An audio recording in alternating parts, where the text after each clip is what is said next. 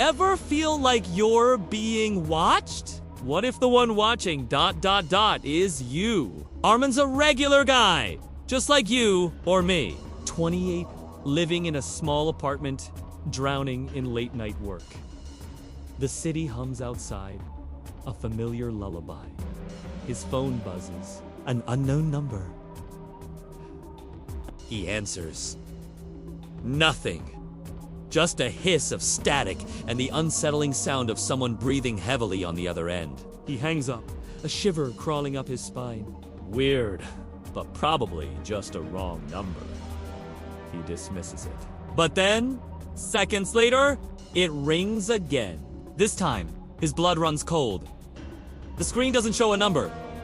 It shows a name. Asterisk. His asterisk name. Calling Arman. It's his own number. Calling him. His fingers tremble as he accepts the call.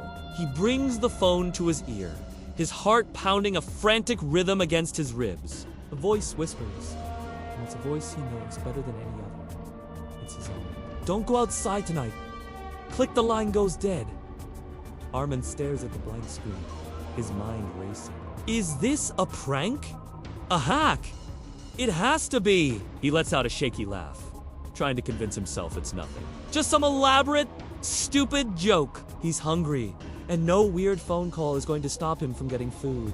He grabs his jacket, determined to ignore the creeping dread, and heads out into the night. The street is quiet, almost unnaturally so. Streetlights cast long, dancing shadows. He walks towards the corner, his stomach rumbling, thinking about what to eat. He passes a little coffee shop, its windows glowing warmly in the dark. He's just about to step off the curb to cross the street, when a car screams out of nowhere. It barrels past him, a blur of metal and fury, and crashes with a sickening crunch right into the spot where he would have been standing. Exactly where he was about to step. He freezes, the sound of the crash echoing in the silent street. The smell of burnt rubber fills the air. His legs feel like jelly. If he hadn't hesitated, even for a second, he turns and runs. He doesn't look back. He just runs, his breath catching in his throat all the way back to the safety of his apartment. He slams the door shut, leaning against it, gasping for air. His hands are shaking so badly he can barely hold his phone. He pulls up his call log. There it is, the incoming call from his own number. It wasn't a dream. It wasn't a prank. It was real. A warning! A warning that saved his life. He fumbles with his phone and records a voice note, his voice trembling. If this is some joke, it's not funny. If this is real, who are you? He sends it to his own number, a message into the void. Sleep doesn't come easy. He tosses and turns, the image of the crash replaying in his mind. Around 3 in the morning, the time when the world feels thinnest, the phone rings again. Same number. Same bone deep. Chill. He snatches it up, a mix of terror and anger boiling inside him. Who is this? How are you doing this? The voice on the other end is weak, tired, laced with a desperation that terrifies him. It's his own voice, but broken. Your friend, Rafiq. Don't let him in. The line cuts out. And just as the silence settles, a sharp knock echoes from his front door. Hey bro! Open up! It's Rafiq's voice. Power's out in my flat. Can I crash here? Arman's heart hammers against his ribs. The warning! Rafiq. He creeps to the door and peers through the peephole. It's Rafiq. Alright. But something is horribly wrong. His face is pale, almost translucent under the hallway light. His eyes are wide, and a smile is stretched unnaturally across his face, a rictus grin that doesn't reach his eyes. His body is twitching, a small, jerky movement. As Arman watches, horrified, the lights in the hallway flicker and die. A second later, they flash back on. Rafiq is gone. Arman stumbles back from the door, his mind screaming. He spends the rest of the night huddled in a corner, watching the door, waiting for the sun to rise. The next day, fueled by fear and coffee, he turns to the only place he can think of. The internet. He types in phone calling itself. He scrolls through forums, through old, forgotten blog posts. And then he finds it. Tales of temporal echoes, glitches in time. Messages sent from the future to the past, whispered warnings from one's own self. It sounds insane, like something from a sci-fi movie. But what other explanation is there? He has to know! He has to test it! He picks up his phone, his hand steady this time. He records a new message. If you're really me, call again. Tell me what happens next. He waits. Hours crawl by. Nothing. The sun begins to set, painting his room in shades of orange and red. Maybe he was wrong? Maybe it's all just a horrible, twisted coincidence. Then, the phone screen lights up. It's calling itself.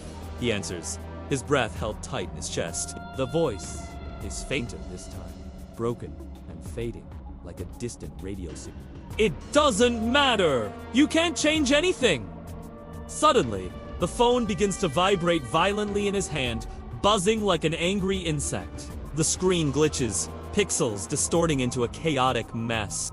For a split second, he sees his own reflection on the dark screen.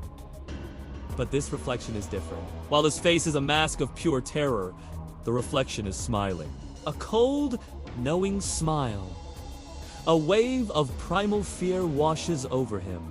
He screams and hurls the phone against the wall. It shatters into a dozen pieces. Silence.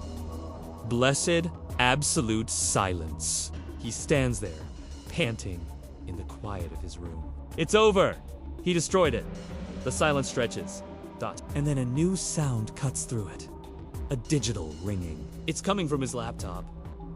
He turns slowly. On the screen, a notification flashes, incoming call, ARMN. His blood turns to ice. With a sense of grim inevitability, he clicks answer. His own face stares back at him from the screen. It's him, sitting in the same chair, in the same room. But he's bruised, scared, and the room around him is darker, shrouded in shadow. The video version of himself speaks, his voice a ragged whisper.